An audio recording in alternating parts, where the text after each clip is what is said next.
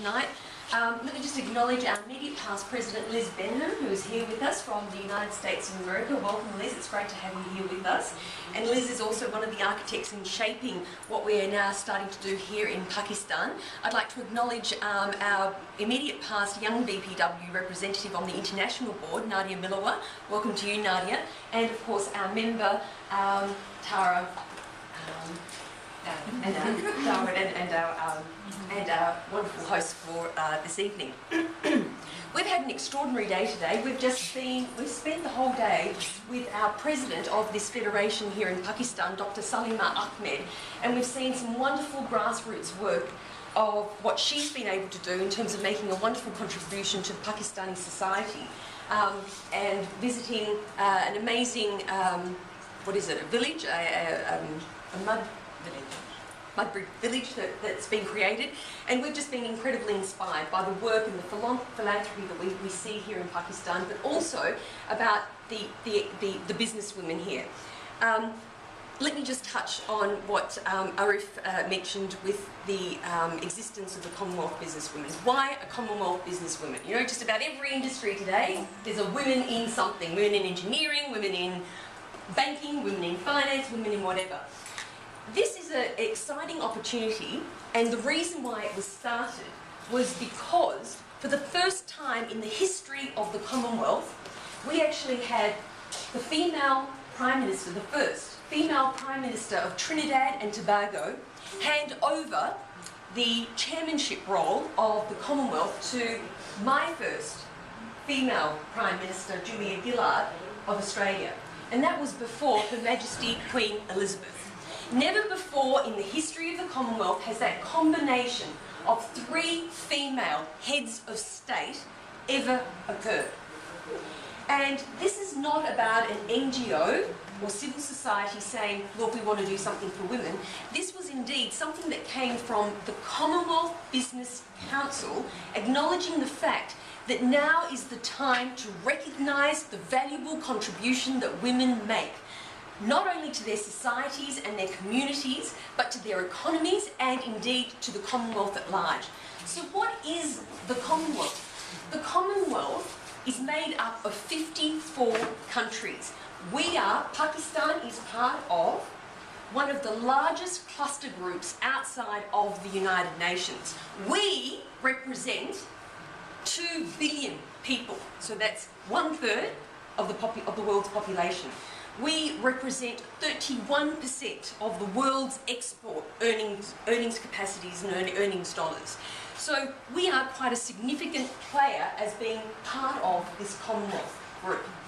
So what we were able to achieve, and Arif mentioned this very, very briefly, working together with our associates at the British Women's Entrepreneurial Association, the Commonwealth Business Council, and my federation, the International Federation of Business and Professional Women. Let me just tell you very quickly that we represent some 30,000 women across the world, spanning some 98 countries across 5 continents. And we are indeed one of the preeminent women's organisations that is advocating for women in the economy and indeed women in key decision-making levels. That is us in a nutshell. So we had a vested interest in this. We were indeed very supportive when Arif had approached us as one of the key advisors to the Commonwealth Business Council. And we were very determined that whilst putting our name to this initiative, we actually wanted to see key milestones and we wanted to see achievable, tangible outcomes for women in the Commonwealth before we committed to anything. So I'm here to tell you all that this is not only a very exciting opportunity, but this is about bringing forward or bringing back to economies tangible benefits.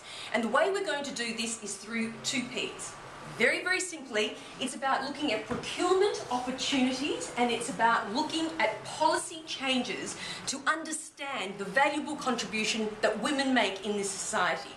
So, Arif mentioned that it was a tripartite agreement between Australia as the host of the CHOGM meeting, CHOGM standing for, of course, the Commonwealth Heads of Government meeting, the UK government, which is the home to the Commonwealth Business Council itself, and Pakistan, because of the relationship that we have with one of the key advisors in governance, as well as in the East Asia Pacific, in the East Asia region through Arif. So that's basically how this whole thing has come about. So the opportunity that I just want to go through, in terms of the involvement from the International Federation of Business and Professional Women, is this. We have been engaged in a platform, what we refer to as the Global Platform for Action on Sourcing from Women Vendors. This is a partnership agreement that my organisation has entered into with the International Trade Centre, the ITC, which is a subsidiary of the World Trade Organisation, and another organisation known as We Connect International. We Connect International represents $700 billion of supply chain management. These are multinational corporations where you will find the likes of Boeing, Cummins, you will find Accenture, PricewaterhouseCoopers, you'll find the biggest names of corporations around the world. They have decided collectively that what they want to do to contribute to the United Nations achieving the Millennium Development Goals by the year 2015 is to sign off on MDG 3. And MDG 3 speaks to economic empowerment of women.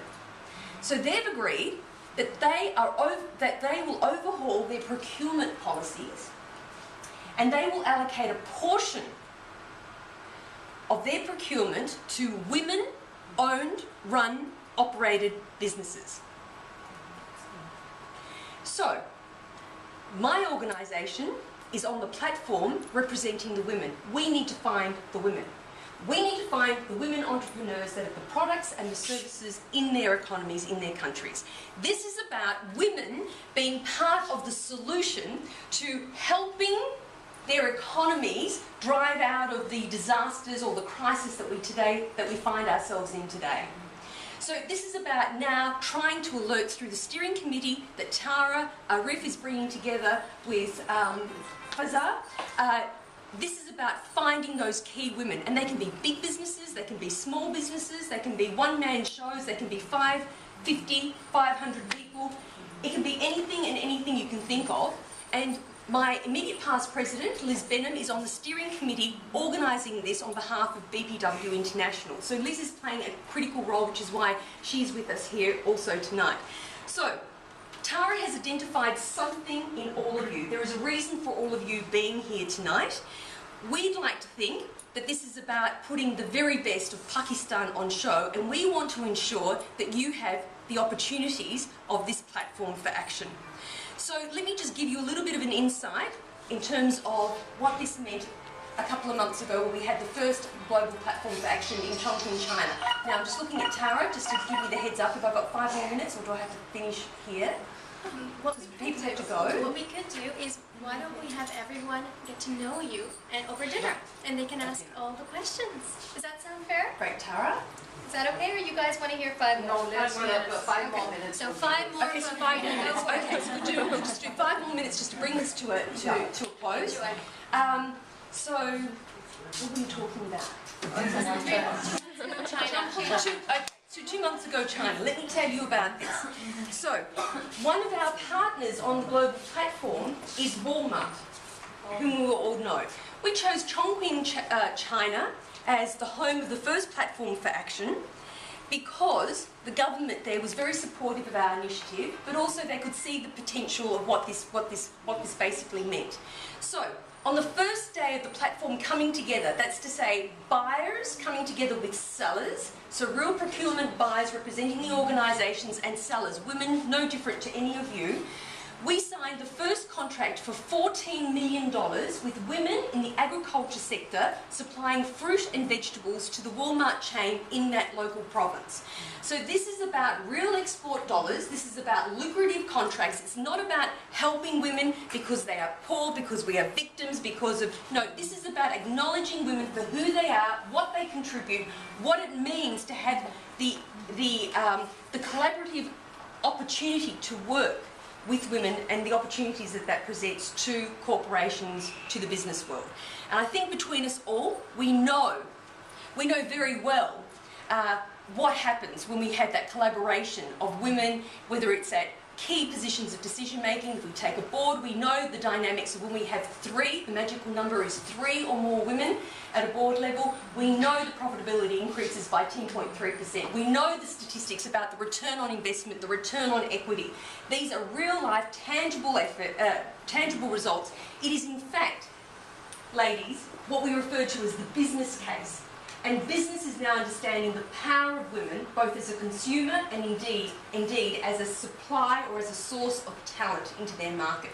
And they are now looking for a way of keeping their talent within their workforces. And to that end, can I just finish by saying what is underpinning this whole platform, what's underpinning the work that we are doing here at the Commonwealth Business Women Initiative is the United Nations Women's Empowerment Principles, Equality Means Business.